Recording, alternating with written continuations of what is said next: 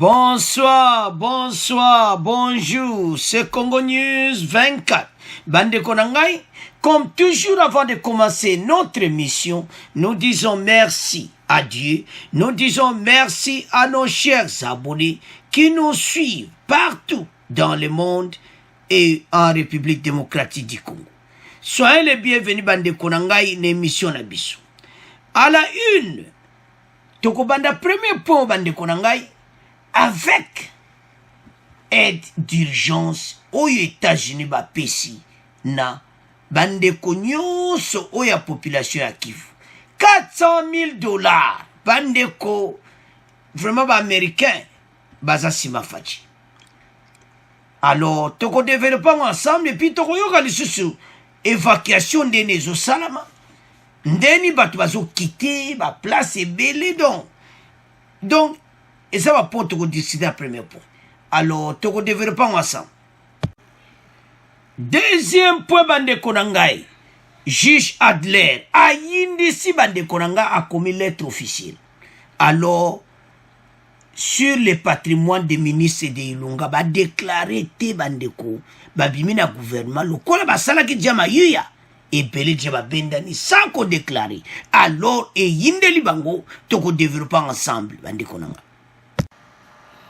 Alors, Bande Konangai, to komi na point na biso ya liboso, oyo ba américain, ba pesi, dont il y a $400,000 aide d'urgence à la population de Goma. Na situation oyo komeli biso ya volcan. Bandeko, awa toko diviser yango en deux. Toko loba nanu sur évacuation. Parce que évacuation, Bande Konanga, ezo salama. Alors, nombre battu comme à kinde moi mukete, après on a tout le bas, aide il y a $400,000. Bande Konangai, battu volcan et sali, donc mon boulot n'andenga mukete. Donc, côté wanagnos, donc zone rouge, et zaki akuyinda. Les habitants de 10 quartiers de Goma sont en train d'être évacués vers la cité de Sac. Donc, jeudi, vendredi, Tilelo, donc, Batu, Bazaka ko évacué Bango. Les autorités redoutent de nouvelles éruptions volcaniques après celles survenues le samedi dernier. Les scientifiques annoncent une probable éruption sous terre et dans les lacs. Le gouverneur du Kivu général Ndima Bolanda qui message na ya lobby aloba qui était battu faut ba quitter. Alors, confusion ba nipe kokota. Tellement battu ba leki belé. Nandike gouvernement préparaki et débordé à kusakana uti.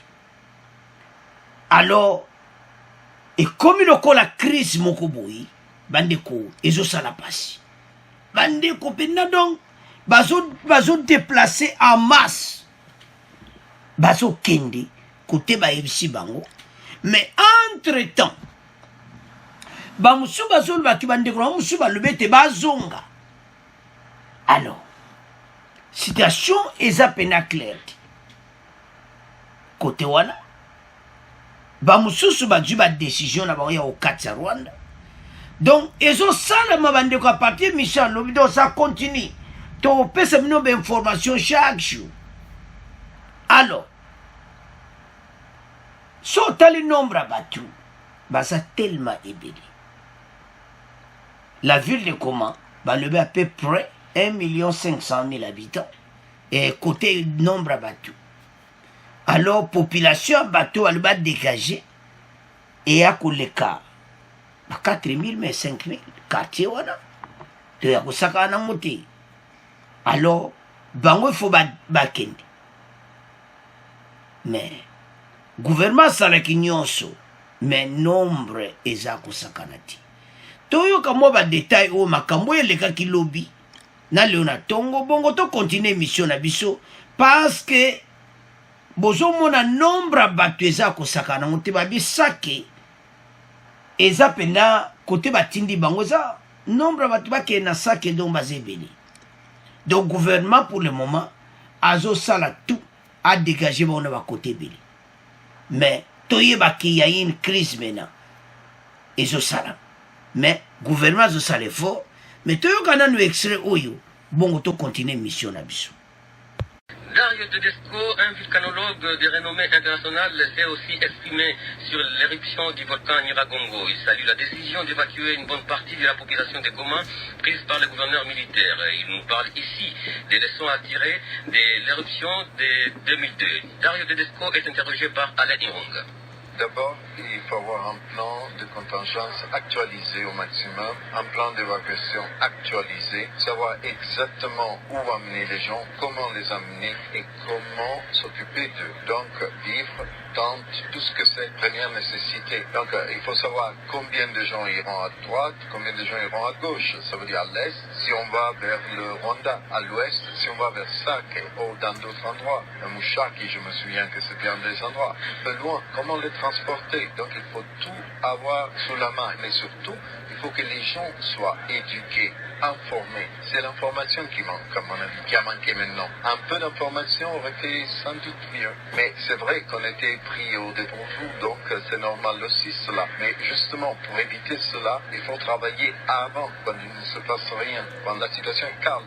Et alors là, à ce point-là, on peut discuter avec quartier par quartier, faire comprendre aux gens où faire certaines choses. Par exemple, le projet qu'on avait en 2009-2013, c'était d'aller dans les écoles et discuter aux gens de comment le volcan fonctionne, ce qu'il faut faire pendant une éruption.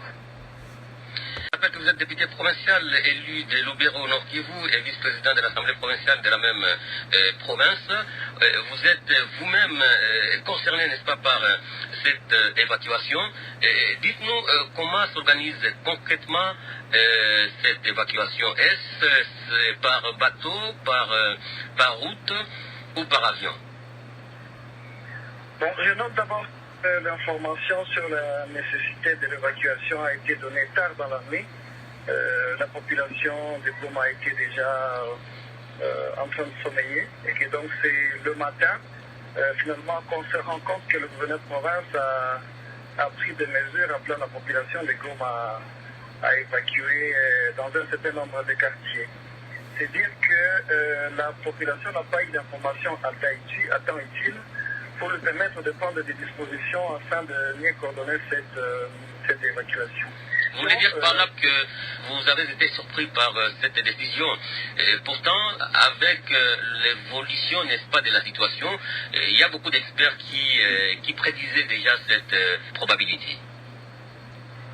Le Nord Kivu n'est pas dirigé par les experts. Le Nord Kivu est dirigé par un gouverneur qui est le responsable numéro 1 et auprès de qui la population doit avoir l'information utile. Les experts doivent être là comme des techniciens qui doivent plutôt fournir au gouverneur des informations. Si les techniciens en ont parlé, ça n'engage que eux, mais la population du Nord Kivu attendait la voix du gouverneur de province pour qu'elle puisse prendre des dispositions. C'est pourquoi je vous dis, cette voix du gouverneur a été donnée tard dans la nuit pendant que la population dormait déjà. Et tôt le matin, vous pouvez vous imaginer dans quelles conditions maintenant cette population s'est préparée à l'évacuation. Vous l'avez dit, moi-même je suis concerné. Je suis d'abord un élu du Nord Kivu, un élu de Lubero, mais également avec beaucoup de lecteurs, beaucoup de familles, des amis à Goma. Il fallait à ce moment-là appeler qui par téléphone, qui par connaissance pour avertir qu'il y avait nécessité d'évacuation. Et par ailleurs, l'expert vient de le dire, lorsqu'il y a évacuation, il faut savoir combien de gens vont partir où, ils vont partir comment et comment on va s'occuper d'eux. Je pense que cette question n'a pas trouvé une réponse par rapport au plan d'évacuation que nous venons de voir. C'est-à-dire que les informations ont été données, la direction qui a été indiquée c'est Sake, mais écoutez, il y avait d'autres gens qui se sont dit 1 500 000 habitants de Goma déversés à Sake, les conditions hygiéniques, la problématique de l'eau, l'accès aux besoins sociaux de base, ça va poser problème. Et il y en a eu d'autres qui ont décidé carrément de prendre la route retour ou bien que couverte par une partie de la lance.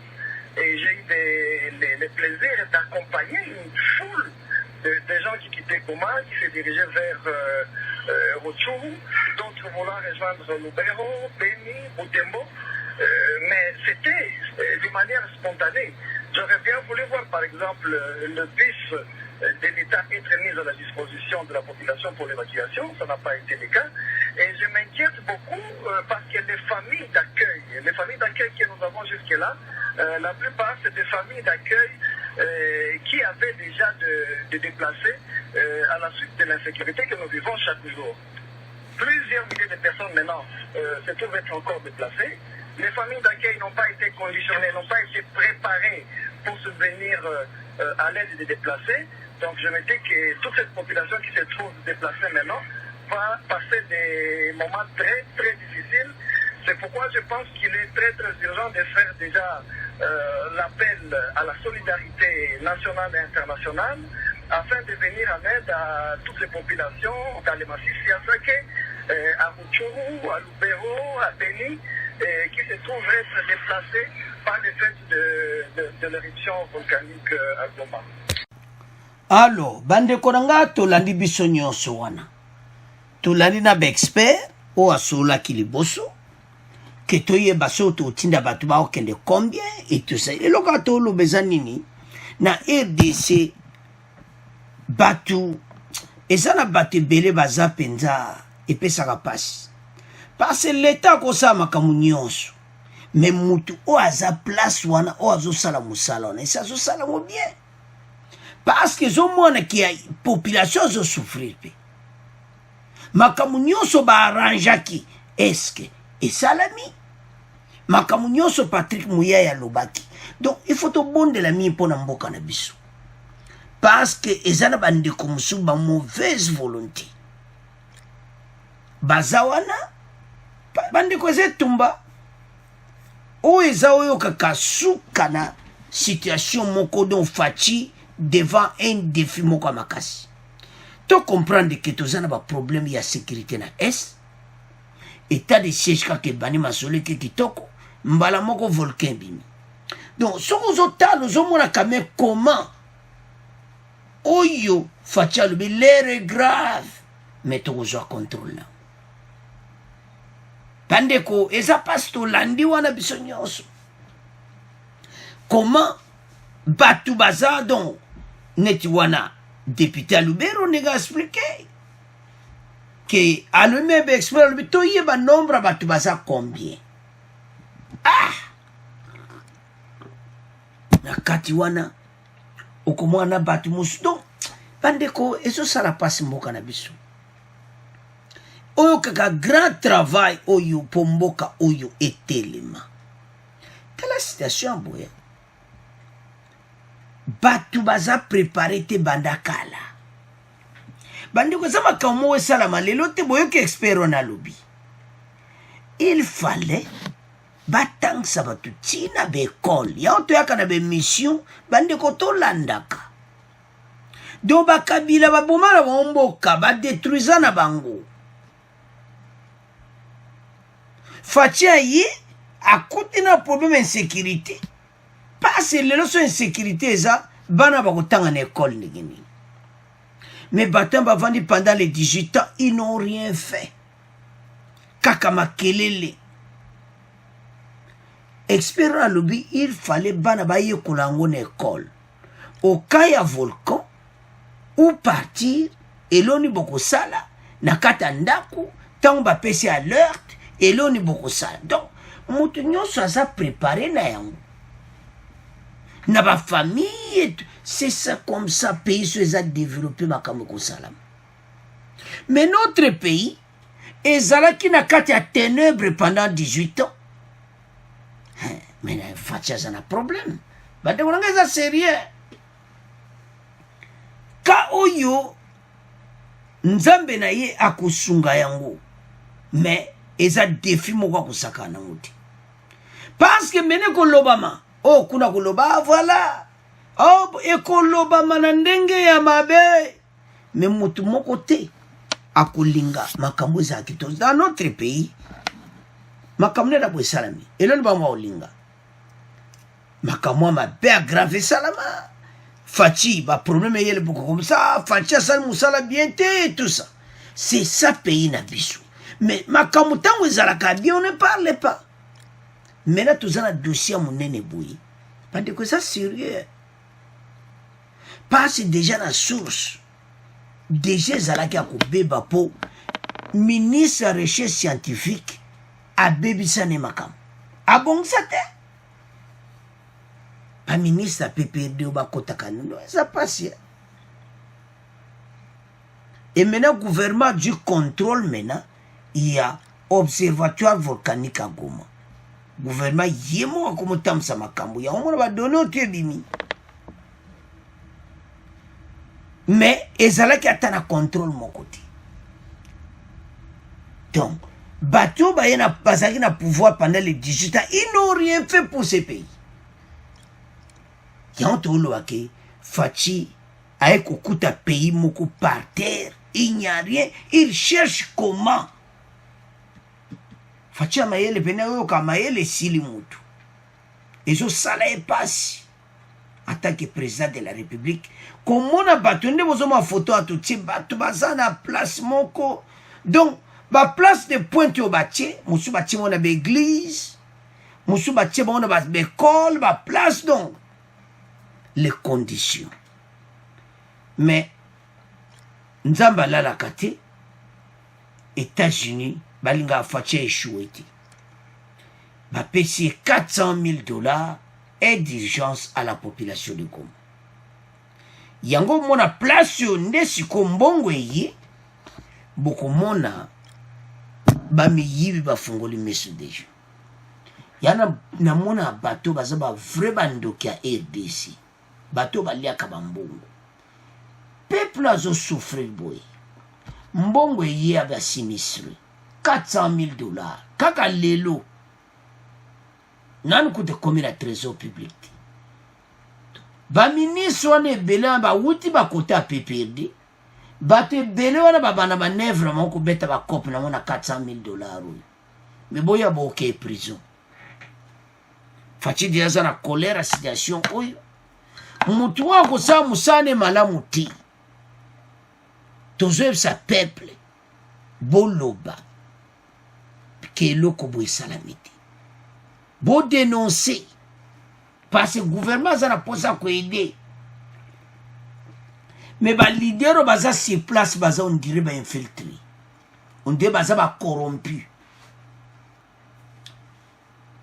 Parce que makambo eza pena na ndenge Fachi akanakiti. Donc nombre bato ke amas. Mais ba leader il fallait orienter bang. Yango ebele ba kumo signer na mona ndenge mayu azonga na Goma. Na mboka na lobata Goma parce que baza musuka na Goma mais d'une autre partie batindiki ba on a saké musuba ke na Sud Kivu. Donc quand on voit tout ceci Ezo senga bata bonne volonté balingi mboka bazala. Et c'est baza combien? Si tu n'as parti à payer na biso côté kuna. La plupart ce sont des infiltrés batonda na kata balidi. Bazo baza bakonzi. Donc ozo moneka bu komba congolais mazane congolais te. Ba osa musa malamu te. Mais avec l'espoir du président Lobaki, makambo ekokoma kitoko.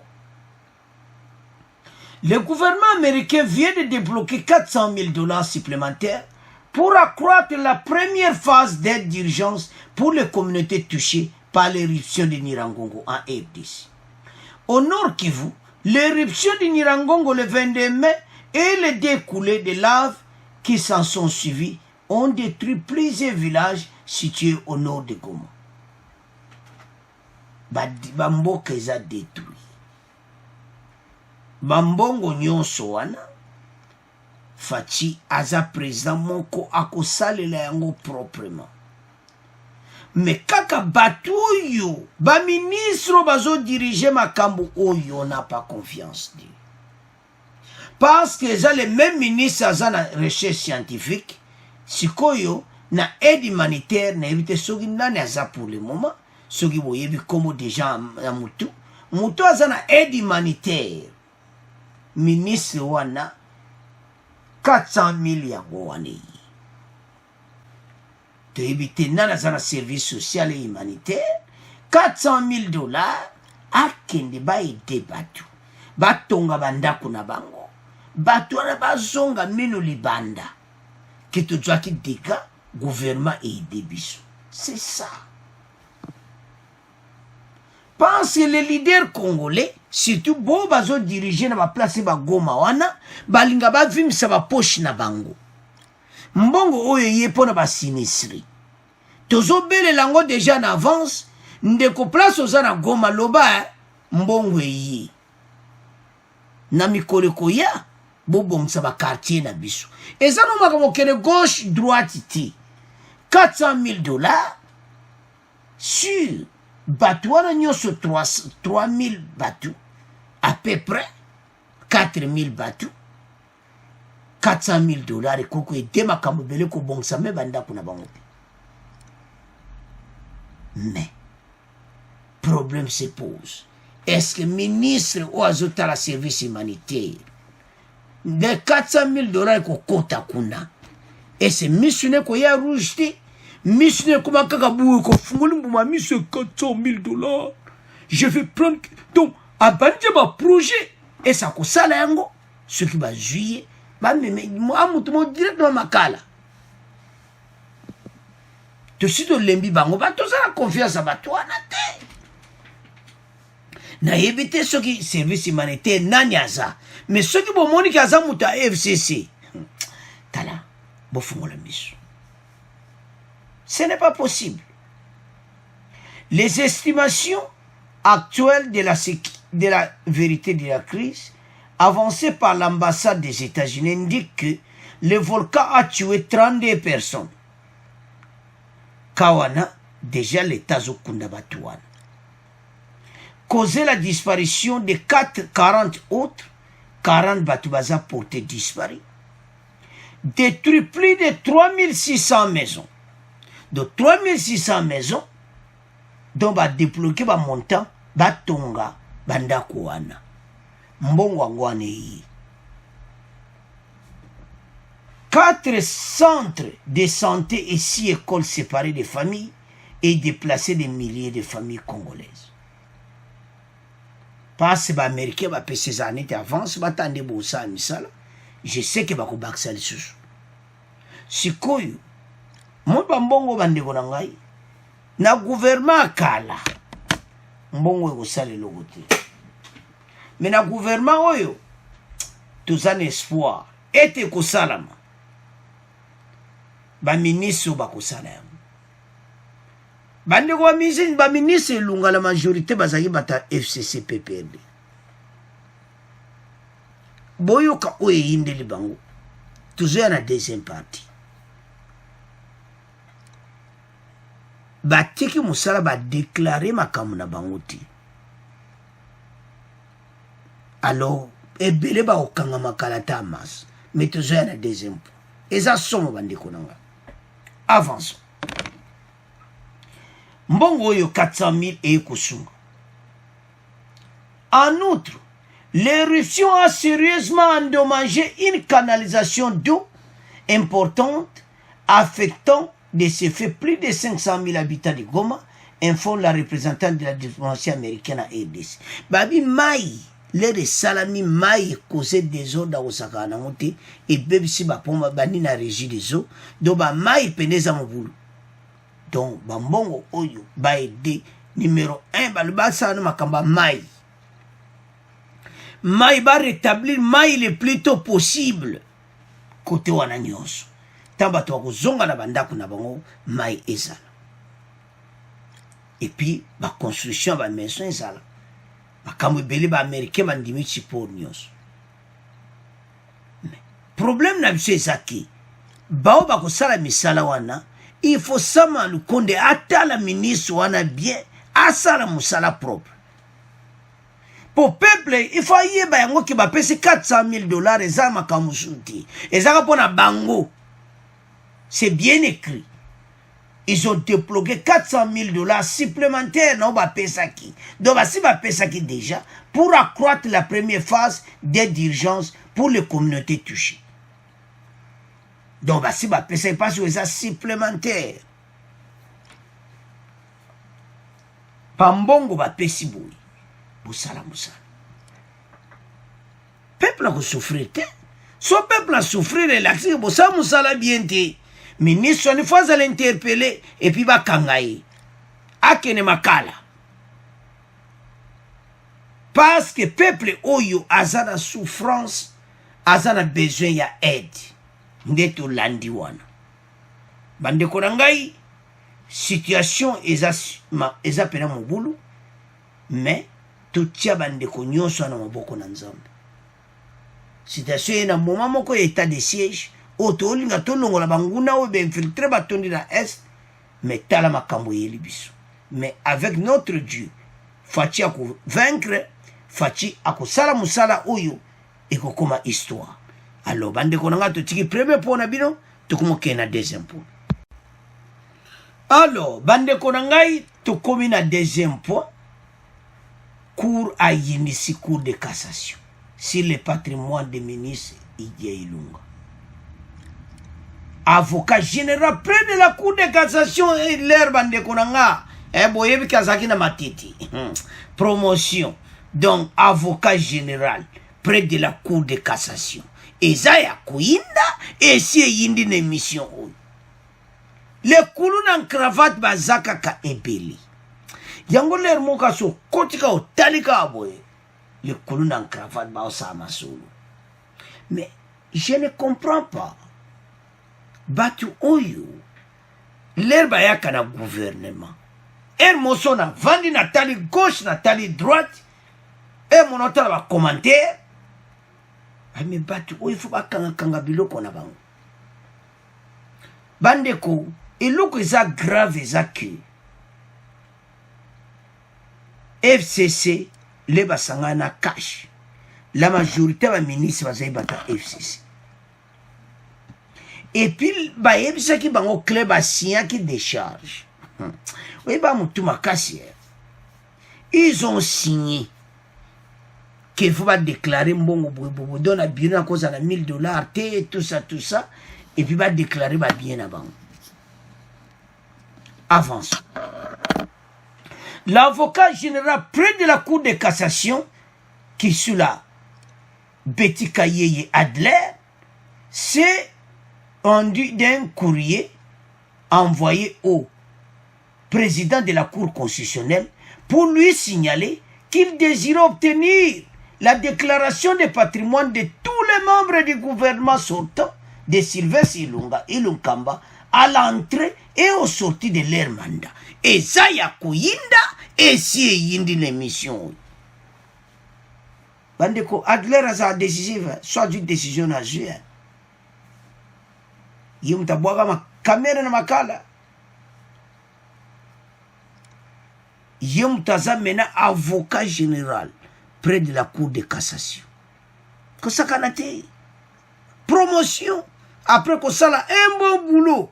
Et au Kangela tous les coulons en cravate. Alors, à combien de cours constitutionnels, ne vous ma cour constitutionnelle du dossier, que tout ça a besoin. Il y a une déclaration, il y a 65 ministres. Bande ko dégâts matériels vous salma nazo mona déjà donc oyo ka mo bulu de dona lero you ba mususu miteme zo beta tout de place ba ça va bien adlera wa biso to sambo pas c'est ba ça la té je ne suis même pas sûr que ba ça là ba ça vraiment de battre que na gouvernement kande facha c'est un groupe de mafia. Ba yebisa ki bangonta ba kotaki ba sala ba déclaration ya ba bien na bango nyonso ba kena ngona cour constitutionnelle et c'est ba sala.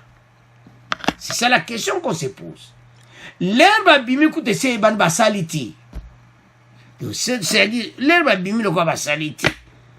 Est-ce que na entré ba salaki Isaiah Kouinda et Ziyindi. Avançons.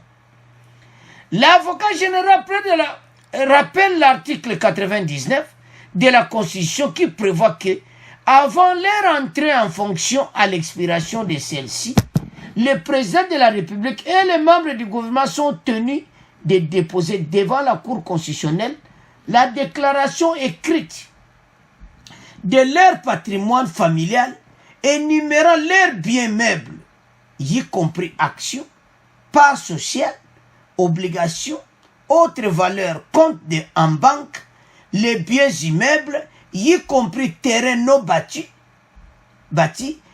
forêts, plantations, terres agricoles minières et tout autre immeuble avec indication des titres pertinents. Bandeko, citation eza mobulu. Donc nazomona te makambo et pas wapi bandeko lettre eza kusakana te totieli bino lettre yango wana malgré bekri pena momona bien te botalaka date nango le 25 mai. C'est mardi. De cours constitutionnel, tout ça qu'on s'attendre la semaine prochaine. Apesa tindele babilo kwana nyonso. Adjela biso tout le kunu na cravate bako tika baona makala. Bande constitution za mobulu bala na kamera kuna. Ndeko moi tuna question c'est caméra zalaka na makala ou bien azalaka na ndaku na etala. Totika makala lokuta za ndaku na eti. Kamera zana makala. Mais azalaka na moko na centre nganda. Et pas joka traitement na yi. Toti oyoka ba information lokuta. Ya parti tani apasaka mingi na centre nganda. Et pas ba traitaka yi. Ce qui peut ma malade yango. Oya zako senga asuta kene France. Mais akoma ka kuna na centre nganda. Soke sili azongi makala. Donc ajoka ba traitement na ye na centre nganda mais muta kosa bino te bande ukazana ndako. Boko ye bango le 31 boko yoke kuyinda.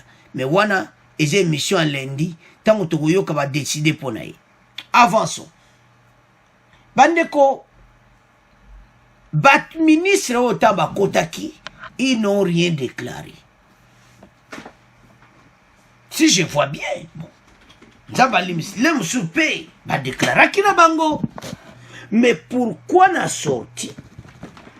Est-ce que va déclarer? Parce qu'on a demandé, bande koezali o balobakake mbonge pour le moment eza mobulu donc bazo lukandenge nini ba mususu bakanga basaki baba na kokima mais nana kiko adera koma na cour de cassation. Azaki na matiti. A comme na cour de cassation. Mon cher ami. Mais Adler, l'avocat là, il est mené à la cour de cassation. Ouah, ministre sur la FCC. Pour Bango va grave encore. Il est à la cour de cassation maintenant. Oui. Il a écrit une lettre à la cour constitutionnelle demandant nos déclarations de notre patrimoine. Qu'est-ce qu'on va faire maintenant? Et si vous avez fait? Oui, moi je n'ai pas fait. Mais situation de bazawa na bazo beta jama solo na ba phone baza ko téléphoner entre bango donc bazo mona liswe ko loka ko sala ezate donc ceux qui ba ko parata mbangu so ba okima wapi so musu ba okatsa Brazzaville donc eza ya kuina o balubake esi eza so ba ndeko nanga o balubake do ba komi na problème sérieux donc situation eza mugulu. L'alinéa 2, moi je vais lire quand la lettre va commis. Non repris dans le courrier de l'avocat, je reprends de la Cour de cassation, définit que le patrimoine familial inclut les biens du conjoint, selon le régime matrimonial des enfants mineurs et des enfants même majeurs à charge du couple.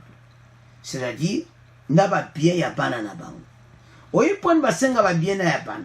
Parce ba ministre oyo ba kwa ko tia bandaku na ba komba bana na bango. Bakotala mwana ndako asombi combien. Et c'est mwana oyo asombi yango na combien.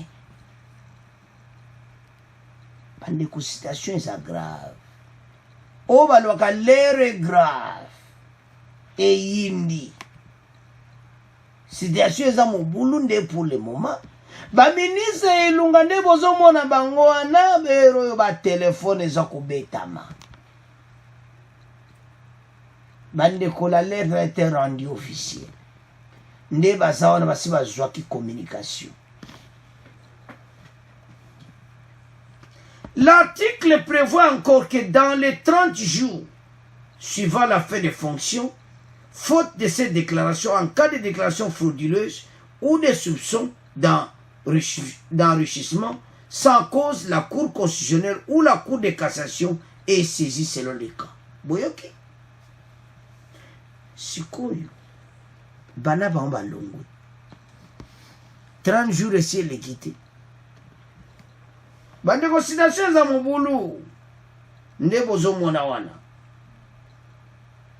À cet effet, j'ai l'honneur de vous demander par la présente de leur vouloir la déclaration à l'union sur ma pesa. Donc, bande considération eza penza o balobaka eza ya koyinda pour le moment. Donc, côté wa ministre bazoye beloko kosala ti. Bande ko lettre eza claire balobi boyi. Soki 30 jours ici eleki o déclaré te donc bato bazokanga bango soko osalaki sava me bamosusu ndimi te ke basali donc bazokende prison bato oyo bayibi bambongo mosusu bawutaki na donc naloba nini la FCC cache ntango esalamaki si les 65 ministres faci bazali kaka moke donc FCC à peu près 50 ministres ce kotali mpe koleba kotala kuna omonaki boya IDPS bakende kotala badéclaration na bango me kotala ya bango eza ti ndeko bato baza na problème nde baza wana bazoyeba eloko ya kosala te bazoluka ndenge nini ya kokima me bakosala ndeni bandeko Adler qui sous la betika ye bozomona wana aza strict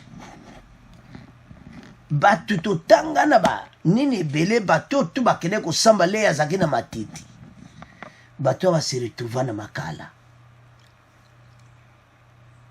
baministre oyo bakokanga bango en cascade na baleve immunité na bango balinga baumesa bato ifo bakendi. Ça fait mal. Tant bokoti. Au moins que ça qui peut piège. Fatia et bas signé. Hein? Bas signé ka. Oignon se faut bas sala bas signé ka. Papier de décharge et ça bas signé. Et ça qui publie officiellement. Ba ministre yé lungata ba koti. Fatia et se bas signé. Pourquoi Adler a commis lettre? Parce qu'ils ont constaté. Peut-être qu'il y a un téléphone, un procureur près de la Cour constitutionnelle. Est-ce que la déclaration est zakuna? Procureur a dit, bon, il y a quelques déclarations. Et c'est 65 parce que il y a 65 ministres. Oh, télém, il y a 10. 10 on peut se tali. Kaka, il y a IDPS ou bien cash. Mais FCC PPRD bazate. Yango bake kotonda na union sacrée. Bozana problème sérieux. Bato yo sikoyo. Inom so pe ba déclarer à lokuta. Parce que bande ko Adler a Hollanda yango nyonso. Il y a investigation ko sala makalati ko kene parcelle ya yo Oh, mais sinon, les ministres, les ministres, il y a défense, au ministre, il y a finance, au CLA, au Zanda Kudayo, au déclaraki. Oh, voilà, bon, il y a eu des problèmes, CLA. Est-ce que vous avez déclaré votre maison? Bah, qu'est-ce que je sais pas, monsieur? Oh, je suis le ministre des Mines, est-ce que métier vous avez déclaré? Oh, je suis le ministre ya. Boye, est-ce que vous avez déclaré?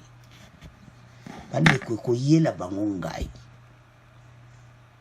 Yango tina tozoloba ke makala wani kotonda bade utato loba ango ebele balwa kala wana babandaki bazokanga batuti.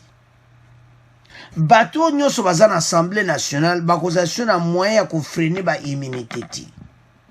Parce que so ba freiner ba immunité parlementaire bakozana na problème parce que peuple sikwa yebi. Ba parti nyonso nde bomona IDPS ba komaki ba umisa ngo lisuti. Bandeko ba ministre ande baza mité métier baby mosuba oluka ba nager ba kende soki wapi parce que ba salate et puis ba lui que délai à 30 jours oye que bango basi ba longweti. Et ça déjà plus de 30 jours. Yangwana adlera c'est 30 jours les cas.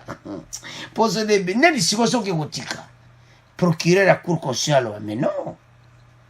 Basenga kango siko teleka yo longwa ki falo ya dango. Allez. Lettre qui l'Assemblée nationale lever des immunités parlementaires. Lever des immunités en tant que ministre. Dans des situations ça m'oubou. Et puis, le ministre, le premier ministre, est traité par la Cour de cassation. La Cour de cassation a une décision pour la bango. Adler Moutaza, avocat général, près de la Cour de cassation. Betty Kaye. Ako yin sama solo. Bon, takaba okoma kaka ma. Ah, zwa bango di. Tiela bango nzela selembao. Taba okumakana selembao do ka sirena danse. Taba okumakana porte. Bukoti. Ake ba koti na ba selil mo en attendant. Ni do ba tche caméra na ba petit mo. Ah, vieux ministre, ande ni ko vi. Ah, yo pe na ministre aboya, vi ne to ko ba voisin. Ah, wala ministre zo konza ka mutu. Ba ko kende. Et puis to yebi te ko sala bande ko. E ko sala ko nyingana. Mikolo yo. Nde bazana kud ba regretter parce qu'ils n'ont rien fait basalati alo ba okanga bango alo bande konanga le kulu na cravate ka de tolobaka ba comme na problème sérieux ba ko déclarer ndengeni alors c'est à ce point to comment clôturer mission na biso bon abonné masimba bande konanga merci na ba commentaire na bino merci na ndenge bozako participer l'émission. Au revoir. À la prochaine.